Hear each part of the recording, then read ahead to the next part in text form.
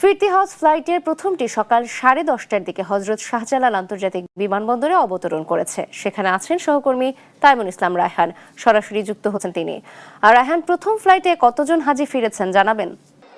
যে নাবিলা যেমনটা বলছেন, আসলে পবিত্র হজ পালন শেষে হজের যে প্রথম ফ্লাইট সেটি কিন্তু বাংলাদেশে ইতিমধ্যে এসে পৌঁছেছেন। মূলত সকাল 10:35 হজরত শাহজালাল আন্তর্জাতিক বিমানবন্দরে ফ্লাইটটি কিন্তু এসে পৌঁছায়। তো এই মুহূর্তে আমরা দেখতে পাচ্ছি যে হজ যাত্রীরা তাদের যে পবিত্র হজ পালন শেষে কিন্তু বিমানবন্দর থেকে একে একে বের হচ্ছেন। তাদের সাথে আমরা কথা বলেছিলাম, তারা যেটা বলছেন যে আসলে বিগত দিনের তুলনায় এবছর কিন্তু সার্বিক পরিস্থিতি ভালো ছিল এবং কি সরকারের পক্ষ থেকে যথাযথ সহায়তা বা সুবিধা সেটি কিন্তু দেওয়া হয়েছিল। সেই কথাটি কিন্তু সকল যাত্রীরা আমাদের কাছে বলেছেন।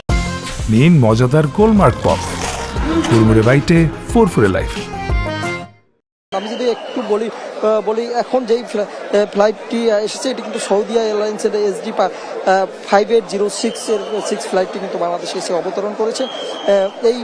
এই ফ্লাইটে কিন্তু 419 জন যাত্রী ছিল। তাছাড়াও যদি বলি আজ প্রথম দিনের মতো হজ শেষে যে 13টি বিমানে কিন্তু বাংলাদেশের যাত্রীরা তারা কিন্তু এসে পৌঁছাবেন। এমনকি আরেকটু বলি যে হজ যাত্রীরা আমাদের সাথে কথা বলেছেন, তারা কিন্তু বারবার একটি বিষয় বলেছেন, ওখানে সরকারের পক্ষ থেকে যে সুবিধাগুলো দেওয়া হয়েছিল সেই সুবিধাগুলোর ভিতরে অন্যতম ছিল কোনো যাত্রী যদি অসুস্থ হয় সাথে সাথে কিন্তু ওই যাত্রীর যে চিকিৎসার ব্যবস্থা কিন্তু বাংলাদেশ সরকারের পক্ষ থেকে ওখান থেকে করা হয়েছে এবং কি ওখানে সরকারি হাসপাতাল বেসরকারি হাসপাতালে নেওয়ার বিষয়টিও তারা বলেছেন।